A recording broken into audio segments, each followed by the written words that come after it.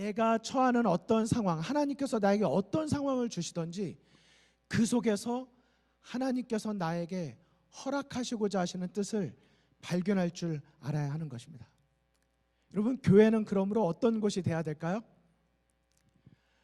좋은 것, 편안한 것, 많은 것을 제공한다기보다는 교회는 예수님을 경험할 수 있는 기회를 제공하는 교회가 돼야 합니다.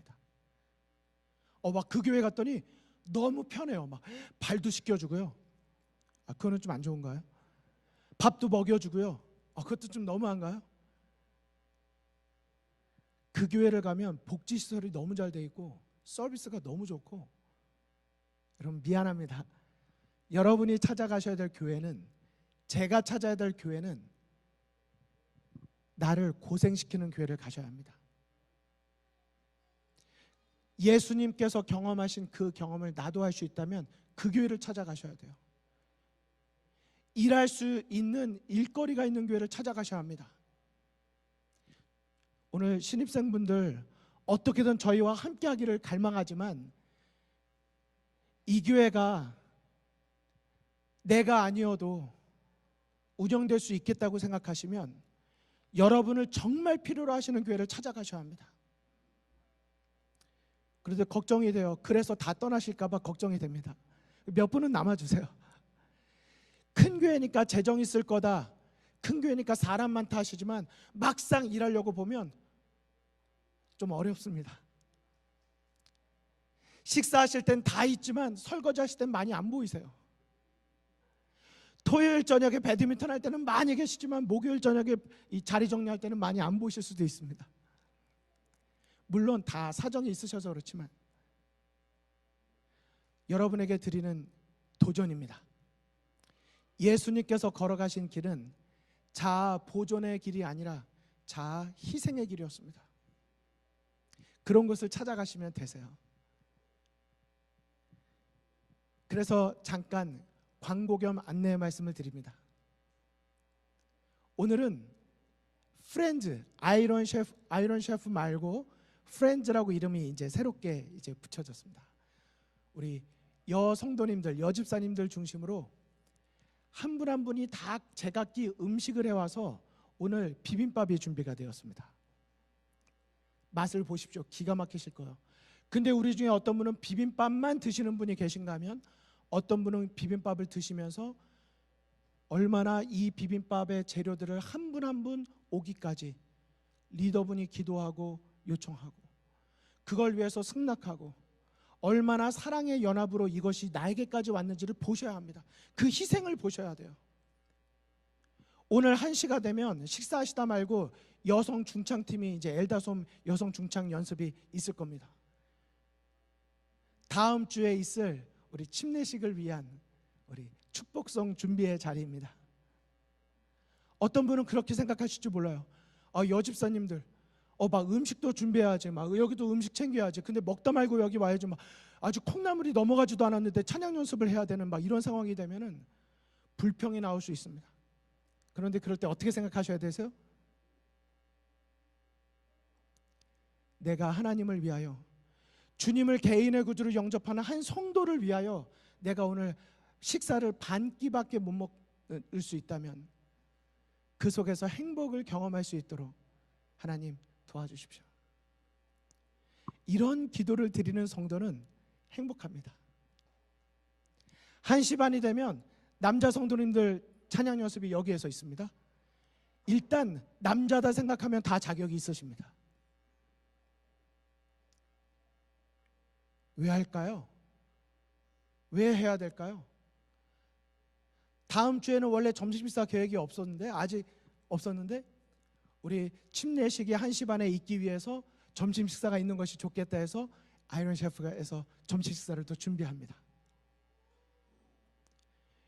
모든 성도님들께서 한 성도님을 위해서 그렇게 할 수 있다면 저는 그 교회는 행복한 교회, 하나님을 만날 수 있는 교회라고 생각합니다.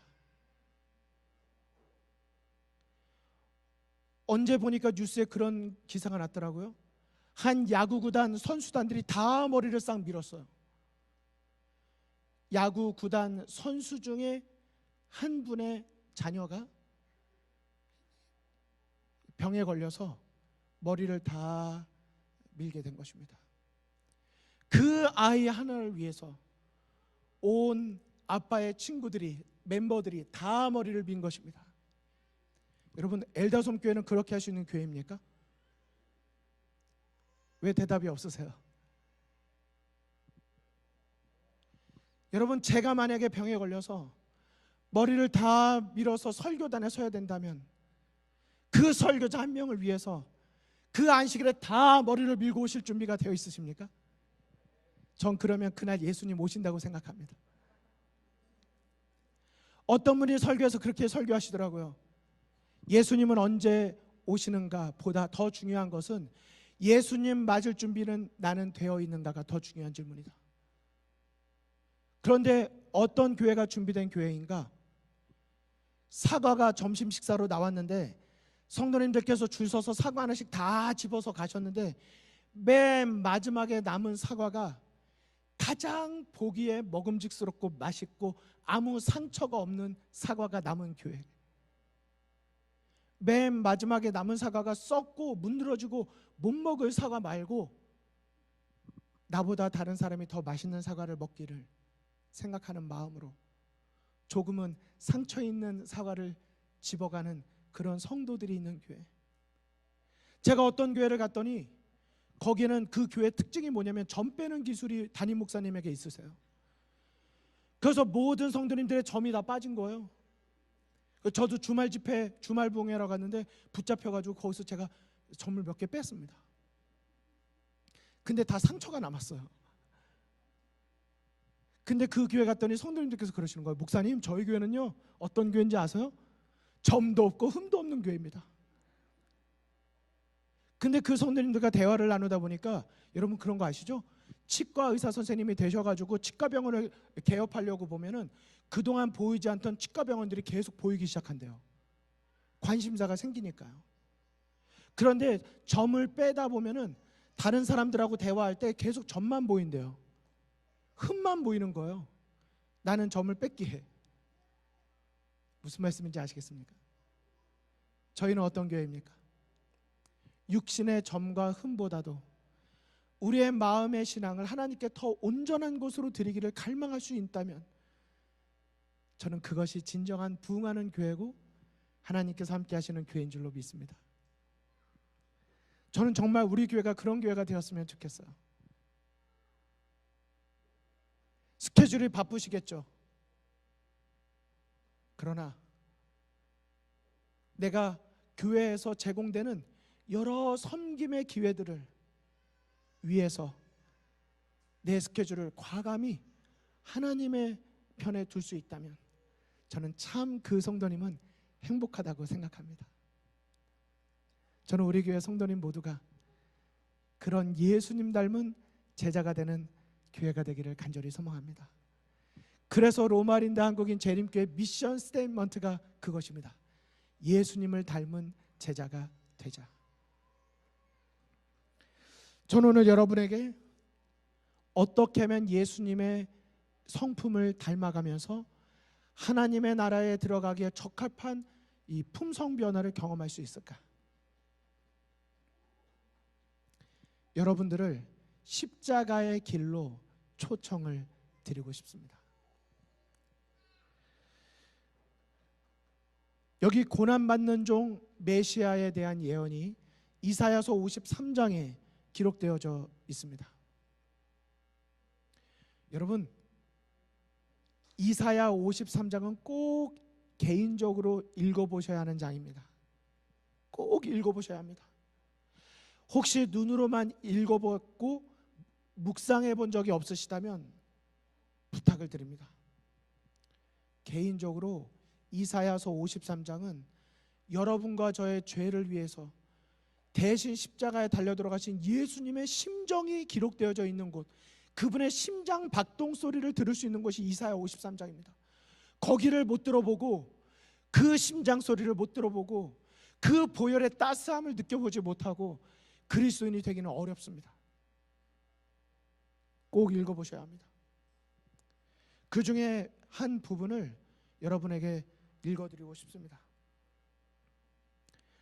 그는 주 앞에서 자라나기를 연한 순 같고 마른 땅에서 나온 뿌리 같아서 고운 모양도 없고 풍채도 없은즉 우리가 보기에 흠모할 만한 아름다운 것이 없도다. 자, 이제부터 제가 이렇게 긴 글을 두 슬라이드를 읽어드릴 텐데요, 우리를 향한 예수님의 태도와 나를 위해 돌아가시는 예수님을 향한 우리들의 태도가 얼마나 대조적인지 생각해 보시기 바랍니다. 그는 멸시를 받아 사람들에게 버림받았으며 간고를 많이 겪었으며 질고를 아는 자라. 마치 사람들이 그에게서 얼굴을 가리는 것 같이 멸시를 당하였고 우리도 그를 귀히 여기지 아니하였도다. 그는 실로 우리의 질고를 지고 우리의 슬픔을 당하였거늘 우리는 생각하기를 그는 징벌을 받아 하나님께 맞으며 고난을 당한다 하였노라. 그가 찔림은 우리의 허물 때문이요 그가 상함은 우리의 죄악 때문이라. 그가 징계를 받음으로 우리가 평화를 누리고 그가 채찍에 맞음으로 우리는 나음을 받았도다. 그 다음입니다. 우리는 다 양 같아서 그릇 행하여 각기 제 길로 갔거늘 여호와께서는 우리 모두의 죄악을 그에게 담당시키셨도다. 그가 곤욕을 당하여 괴로울 때에도 그의 입을 열지 아니하였으며 마치 도수장으로 끌려가는 어린 양과 털 깎는 자 앞에서 잠잠한 양같이 그의 입을 열지 아니하였도다. 자, 여기 도수장으로 끌려가는 이라고 했는데 이 도수장이 예수님께서 올라가신 골고다 언덕이고 오늘날로 말하면 사형 집행장입니다. 그가 곤욕과 신문을 당하고 끌려갔으나 그 세대 중에 누가 생각하기를 그가 살아있는 자들의 땅에서 끊어짐은 마땅히 형벌받을 내 백성의 허물 때문이라 하였으려. 아무도 그렇게 생각하지 않았다는 것입니다.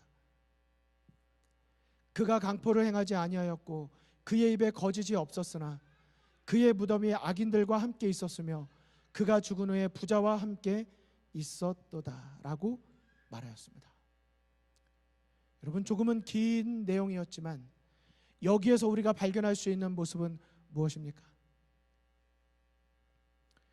예수님께서 십자가에 우리를 위하여 대신 그 길을 걸어가셨습니다. 비아 돌로로사. 그런데 우리는 다 생각하기를 그가 우리 때문이 아니라 자기가 잘못한 것 때문에 그 고난과 조롱과 멸시를 받는다고 생각할 것이라고 이사야서 53장에 예언되었는데 진짜 그대로 성취가 된 것입니다. 그래서 이 길 위에 서서 여러분과 함께 지금 한 장면 한 장면 설교를 통해 묵상하고 있는데요, 오늘 묵상할 장면은 바로 이 제목입니다. 누구를 위해 울고 있는가 하는 것입니다. 한번 따라해 주실까요? 나는, 두 분이 안 따라하셨습니다. 마스크를 쓰셔도 다 보입니다. 나는 누구를 위해 울고 있는가? 자, 여기 장면을 보실까요? 좀 화면을 좀 빨리 보겠습니다. 예수님께서 십자가를 지고 성 밖을 나가 골고다 언덕까지 가신 길이 바로 이 길입니다. 그런데 질문이 있습니다. 예수님께서 십자가의 길을 걸으셨을 때 그분의 주의를 끈 유일한 사건이 있었습니다. 여러분, 그 사건은 무엇이었을까요? 여러분, 예수님이 십자가를 지고 가실 때 두 번 졸도하셨습니다. 졸도가 뭔지 아시죠? 그 자리에서 기절하여 쓰러져 가신 것입니다. 십자가의 무게를 견디실 수 없었을 뿐만 아니라 그분의 정신 또한, 마음 또한 너무나도 큰 버림받음에 대한 상처를 입으셨습니다. 그런 중에도 예수님은 그분의 주의를 끌었던 하나의 장면이 있었습니다. 한 번의 그 장면은 무슨 사건이었을까요? 자, 여기 장면을 보실까요? 지난주에는 이 장면을 하나하나 보여드렸는데 지금 성지 순례를 가보시면 예수님께서 하나하나 십자가의 길을 걸으신 포인트들이 14개가 나옵니다.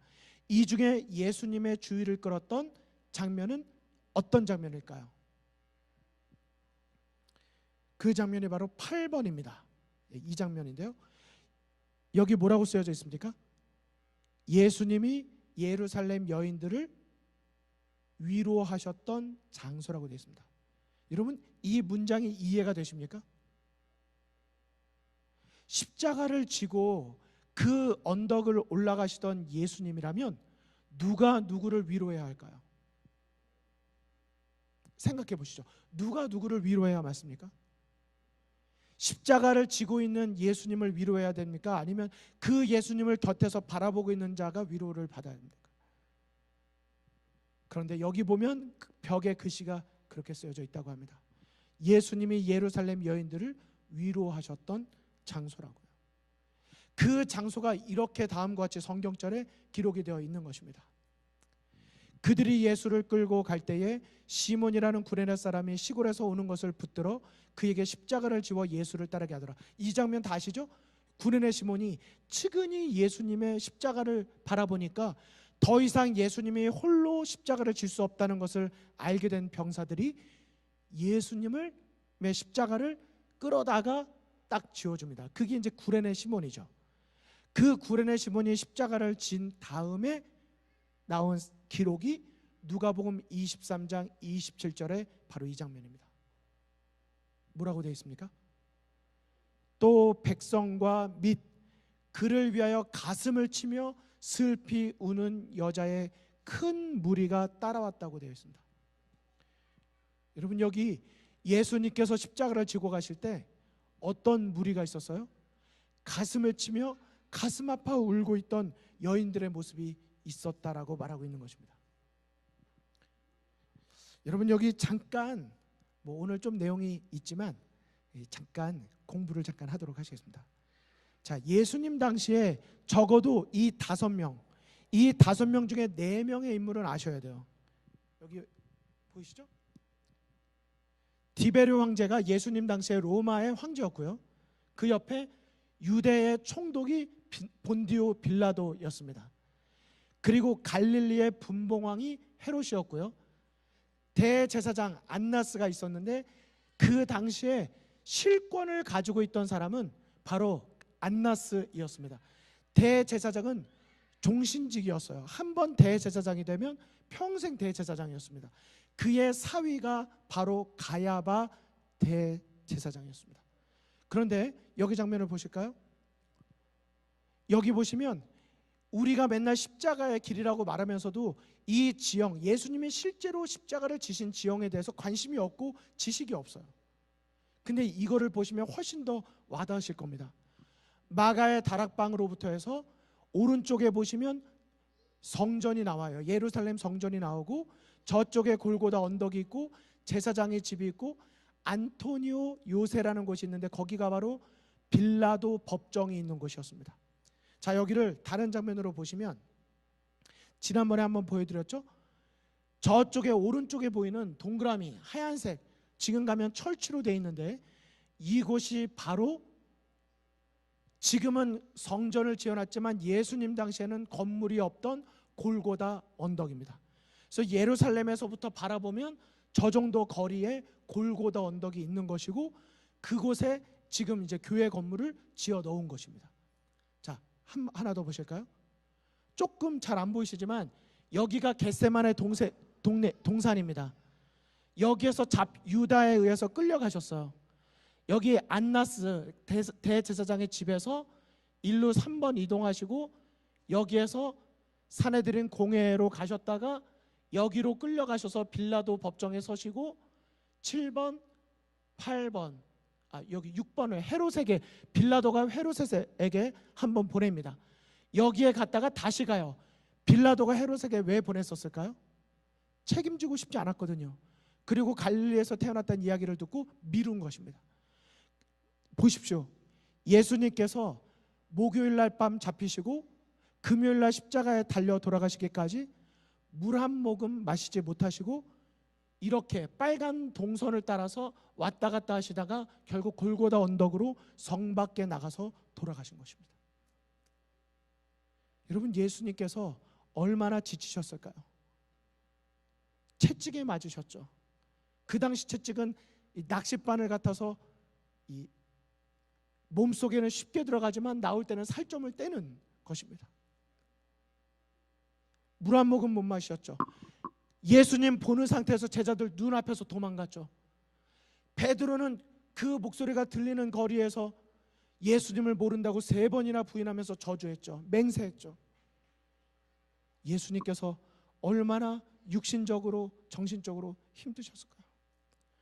채찍을 1번 맞은 게 아니라 2번 맞으셨습니다. 그리고 십자가를 지고 십자가의 길을 걸어가셨습니다. 얼마나 어려운 길을 걸어가셨을까요? 읽지 않겠습니다. 그러나 눈으로 보십시오. 시대의 소망에 보면 이와 같이 아주 자세하게 예수님의 십자가가 얼마나 고통스러웠는지를 설명해 주고 있습니다. 맨 밑에 보시면 나오죠. 둘째 번 채찍질이 있은 후에 십자가가 그분의 어깨에 지워졌다. 인간의 체력으로는 더 이상 견딜 수 없었다. 그분은 십자가의 짐에 눌려 졸도하셨다. 여러분, 그 다음에도 보실까요? 그러나 예수님에게 동정의 눈빛을 보인 사람은 한 사람도 없었다. 그나마 이방인들이 중에 구레네 시몬이 약간 불쌍히 봤다는 이유로 십자가를 대신 지게 되었죠. 여러분, 여기 중간에 있는 붉은색 글씨의 내용이 보십니까? 왜 유대인들이 예수님의 십자가를 대신 안 지려고 했는지 아세요? 유월절이었기 때문에. 그들은 거룩해져야 됐기 때문에 거룩하신 분께서 우리의 죄를 위해 십자가를 지셨는데 그분의 십자가를 대신 져줄 사람이 없었어요. 왜요? 나는 거룩해야 되기 때문에. 여러분, 이거 참 아이러니하지 않습니까? 그리고 성경은 다음과 같이 말하고 있는 것입니다.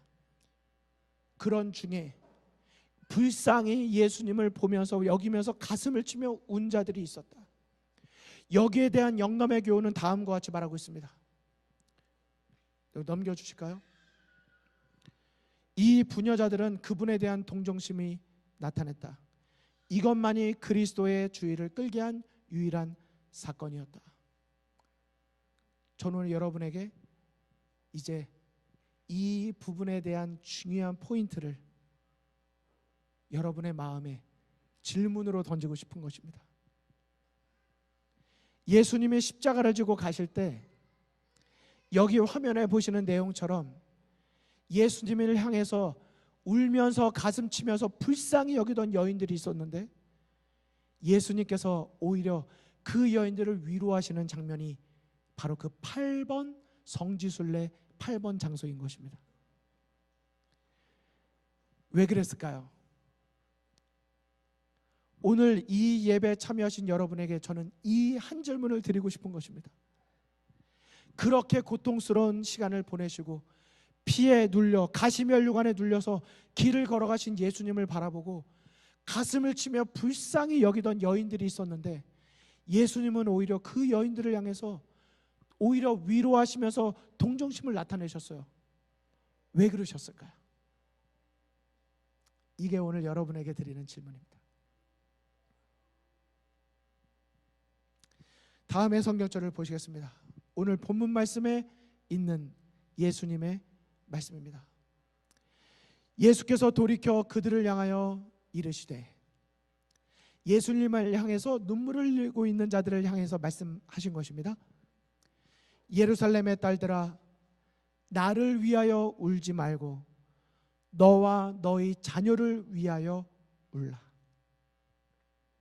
보라, 날이 이르면 사람이 말하기를 잉태하지 못하는 이와 해산하지 못하는 배와 먹이지 못하는 젖이 복이 있도다 하리라.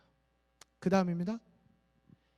그때에 사람이 산을 대하여 우리 위에 무너지라 하며 작은 산들을 대하여 우리를 덮으라 하리라. 푸른 나무에도 이같이 하거든 마른 나무에는 어떻게 되리요 하시니라. 여러분, 예수님이 십자가의 길을 가시다가 하신 유일한 위로요, 유일한 말씀입니다. 가상 7언, 예수님이 십자가에 달리시고 하신 말씀이 7개 있습니다. 7개. 그 7개의 말씀을 알고 배우는 것도 매우 중요하지만 그 십자가에 가시는 길에 예수님께서 유일한 주의를 가지셨고 유일하게 하신 말씀도 우리의 관심을 가져야 될 필요가 있지 않을까요? 그런데 거기에서 예수님께서 하신 말씀은 무엇이었습니까? 나를 위하여 울지 말고 너와 너희 자녀를 위하여 울라고 하는 것입니다. 예수님은 왜 너와 너의 자녀를 위하여 울라고 말씀하셨을까요? 왜 십자가를 지고 있는 나를 위하여 울지 말라고 말씀하셨을까요? 예수님은 여러분과 저를 위하여 돌아가셨기 때문입니다. 우리의 눈에 눈물이 필요합니다. 우리는 울기를 참 싫어하죠. 여러분 최근에 울어보신 적은 언제이십니까? 드라마 보실 때이십니까? 감동적인 만화를 보다가 우셨습니까? 뭐에 찔리셨습니까? 다치셨습니까? 여러분과 저의 구원을 위해서 십자가에 달리신 예수님을 위해 눈물을 흘려본 적은 언제십니까? 그 예수님은 오늘 여러분과 저에게 말씀하십니다. 나를 위하여 울지 말고 너와 너의 자녀를 위하여 울라고 말씀하십니다. 여기를 보실까요? 그리스도께서는 자기 앞에 있는 장면으로부터 예루살렘의 멸망의 때까지를 내다보셨다. 그 무서운 장면 가운데서 지금 그분을 위하여 울고 있는 자들 중에 많은 사람이 저희 자녀들과 함께 멸망당하게 될 것을 보셨다. 예루살렘의 멸망의 장면으로부터 예수님의 생각은 더욱 큰 심판으로 향했다. 여러분, 여기 더욱 큰 심판은 무엇일까요? 예수 그리스도의 재림입니다. 예수님은 보신 거예요. 나를 위하여 울고 있는 자들을 보면서 이제 AD 70년이 되면 예루살렘이 멸망할 텐데 그때까지 준비되지 못하고 있는 너희들을, 이 중에서도 멸망받을 그 영혼들을 바라보며 슬퍼하신 것입니다. 그리고 그 70년의 예루살렘 멸망을 넘어서서 예수님의 영광스러운 재림의 날에 준비되지 못한, 그래서 그때 가서 슬픔의 눈물을 흘릴 그들을 보면서 예수님은 너희와 너희 자녀를 위하여 울라고 말씀하신 것입니다. 여러분, 저는 오늘 여러분에게 질문을 거듭 드렸습니다. 그 다음입니다.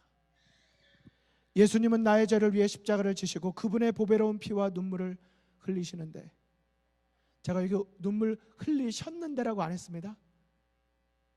예수님은 지금도 하늘 지성소에서 여러분과 저를 위해 중보하시면서 그분은 지금도 눈물을 흘리고 계시다는 사실을 알고 계십니까?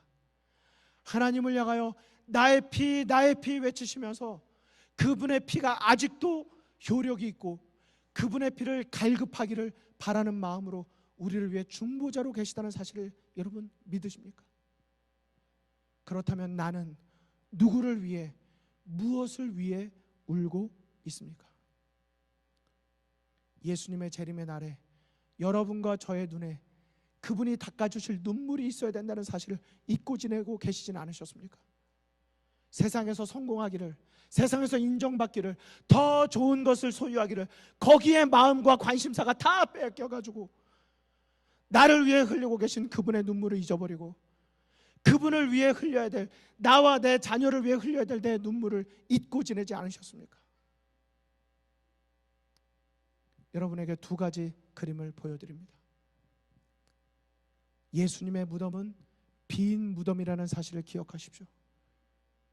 십자가를 기억하실 때마다 예수님은 왜 십자가에 달려 돌아가셨는지, 그리고 왜 어떻게 십자가의 길을 걸으셨는지, 그리고 예수님은 왜 부활하셨는지 기억하시기 바랍니다.